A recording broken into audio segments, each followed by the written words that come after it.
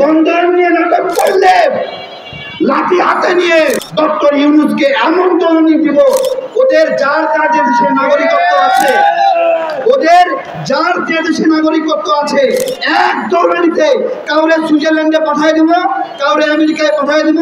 আমরা কোনো মতেই ডক্টর ইউনূসকে কুকুর হতে দেব না। আগে কুত্তা খেদাই, তারপরে ভাত খাই। নির্বাচনের বিষয়ে আমি বলবো, আগে কুত্তা খেদানো, তারপরে নির্বাচন আয়োজন করবো।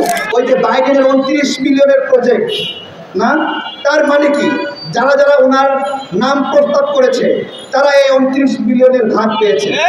এই এনজিওর মেম্বার দিয়ে বাংলাদেশ চলবে না। এই বন্দর খেকো, এই বন্দর খেকো ডক্টর ইউনূস, আমরা বলছি এই বন্দর আমরা দিতে দেব না। ডক্টর ইউনূস, আপনি কি ক্ষমতায় আসার দিন শোধ করছেন? আপনি কিভাবে ক্ষমতায় আসলেন? আপনি তো আন্দোলন করেন নাই, হঠাৎ করে আপনি কই থেকে আবির্ভাব হইলেন? ডক্টর ইউনূসকে এমন দলনি দিব, ওদের যার যার যে দেশে নাগরিকত্ব আছে, ওদের যার যে দেশে নাগরিকত্ব আছে, এক দৌড়ানিতে কাউরে সুইজারল্যান্ডে পাঠিয়ে দিব, কাউরে আমেরিকায় পাঠিয়ে দিব, কাউরে। আরে ভাই, ডক্টর ইউনূসকে বলি, ধরেন আপনি দুর্বল হয়ে গেছেন, আপনার পরিবারকে সার্ভিস দিতে পারছেন না, তাই বলে কি আপনার পরিবারকে আর একজনের কাছে বরকা দিবেন? দিবেন না, আসলে দিবেন না। আচ্ছা, ওনার কথা বাদ দিলাম। ধরেন আপনি টাকা পয়সা কম, গরিব, বউরে ভাত কাপড় দিতে পারেন না ঠিক মতো, আপনি কি বলবেন প্রতিবেশীর কাছে যাও, ভাত কাপড় নিয়ে আসো? তাহলে আমার যে বন্দর, এই বন্দর যদি দুর্বল হয়, আমি বলবো আমেরিকার কাছে দিয়ে দিব না। আমার লোক যদি দুর্নীতি করে, দুর্নীতির বিচার করবে। আমার যদি আগে বন্দরে লাগতো 21 দিন, কতদিন লাগতো? 21 দিন, সেখান থেকে কমে আসছে 11 দিন। কেন কমে আসলো? নিউ মরিন বন্দর আপডেট করা হয়েছে। তাহলে প্রথম আপডেটে অন্তত অর্ধেক সময় কমছে তো, নাকি? কমছে তো। তাহলে আমাদের প্ল্যান কি হবে? আমাদের প্ল্যান হবে আরেক দফা আমরা আপডেট করব, তাই না? আরেক দফা আপডেট না কইরা ডক্টর ইউনূস এটা বিদেশিদের হাতে দিতে যাচ্ছে। আমার যে তেল এবং গ্যাস, এটা আমার সম্পদ না। এই সম্পদ থেকে কি হয়? আমার আয় হয়। এটা বিদেশির কাছে দিলে এই আয়টা অর্ধেক ভাগ হয় কিনা বলেন? এটার দাম নির্ধারণ বিদেশিরা করে কিনা বলেন? করে না? ঠিক একইভাবে আমার বন্দর বিদেশিদের হাতে গেলে আমার যে আয়, সেই আয় ভাগ হয়ে যায়। আমার বাংলাদেশ যে একটা রাষ্ট্র, এই রাষ্ট্রের আয়ের উৎস কি? ভ্যাট থেকে আয় হয়, ট্যাক্স থেকে আয় হয়, আর একটা হলো টোল আদায় থেকে আয় হয়।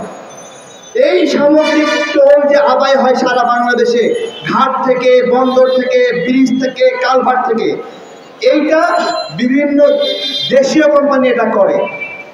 এটা মাঝে মাঝে যদি বেশি বড় হয়, বিদেশি কোম্পানি কইরে দেয়, কিন্তু লিমিট থাকে যে 2015 সাল পর্যন্ত লিমিট, তাই না? ডক্টর ইউনূস এই যে লিমিটলেস ভাবে বন্দরকে ডিপি ওয়ার্ল্ডের কাছে দিতে চায়, তাহলে বাংলাদেশের যে আয়ের সোর্স ছিল টোল, আনলিমিটেড ভাবে এই টোলটা বিদেশিদের কাছে দিয়ে দেয় না? কোন পরিকল্পনা আছে এর ভিতরে যে এত বছর পরে এটা বাংলাদেশের হবে? নাই নাই নাই।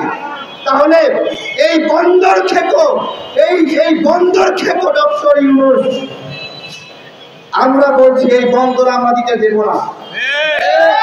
আর সবচেয়ে বড় ষড়যন্ত্র, অনেকগুলো খালি টার্মিনাল রয়েছে যেগুলো এখনো উন্নত করা হয়নি। উনি সেগুলো না দিয়ে আমাদের দেশের টাকায় প্রায় 10-12 বছর ধরে তৈরি করা, যেটা 2023 সালে কেবল শেষ হয়েছে, ওই বন্দরটা, সম্পূর্ণ হওয়া বন্দরটা ওনাকে দিচ্ছে, যে বন্দর থেকে আমাদের আয় হচ্ছে। উনি একটা নতুন বন্দর দেয়নি। এবং করিডোর, এই করিডোর, ডক্টর ইউনূস, আপনি কি ক্ষমতায় আসার দিন শোধ করছেন? আপনি কিভাবে ক্ষমতায় আসলেন? আপনি তো আন্দোলন করেন নাই, হঠাৎ করে আপনি কই থেকে আবির্ভাব হইলেন?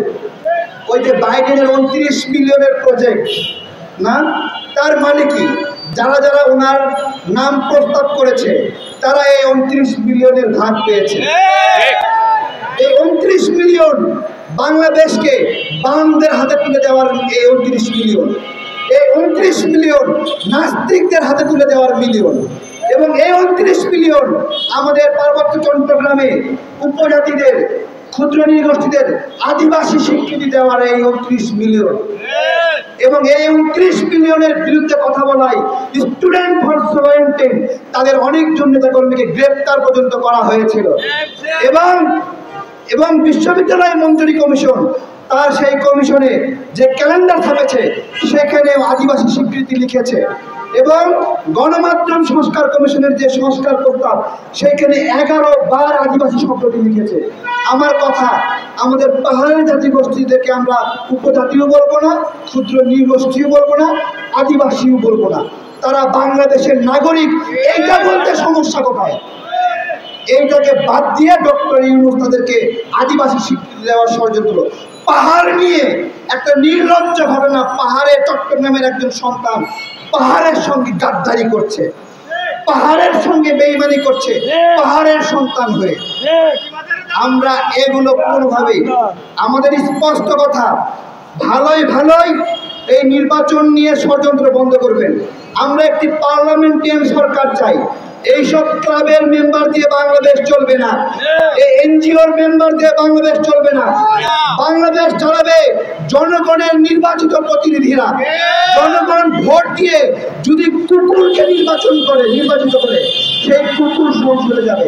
তারপরে জনগণের ম্যান্ডেটে যদি কোনো আসনে 2 কুকুর থাকে তাহলে ওই ফেরেশতা নামক ডক্টর ইউনূসকে 2 কুকুরের মাঝে 1 কুকুরকে নির্বাচিত হওয়ার সুযোগ দিতে হবে। আমরা কোনো মতেই ডক্টর ইউনূসকে কুকুর হতে দেব না যে নিজে নির্বাচন করে সংসদে প্রধানমন্ত্রী হওয়ার স্বপ্ন দেখবে। এই কুকুর আমরা হওয়ার সুযোগ দেব না। আমরা ভাত খাওয়ার সময় সামনে কুত্তা আসলে কি করি বলেন তো? কুত্তা এলে কি করি বলেন তো? না, আমরা ভাত খাওয়ার সময় কুত্তা এসে চাইয়া থাকলে বলি আগে কুত্তা খেদাই, তারপরে ভাত খাই। নির্বাচনের বিষয়ে আমি বলবো আগে কুত্তা খেদামো, তারপরে নির্বাচন আয়োজন করবো। এই কুত্তারা নিজেরা কি করতে যাচ্ছে শোনেন। উপদেষ্টার পদেও থাকবে, আবার নির্বাচন করবে, স্বপ্ন দেখছে। তাহলে বলেন আগে কুত্তা খেদানো জরুরি কিনা? কুত্তা খেদানো জরুরি। কুত্তা না খেদালে কি হবে? পেটে ব্যথা হবে। এই কেউ কি করি আমরা? আমাদের বড় ভাইরা আছেন, আপনারা করেন? কেউ করেন?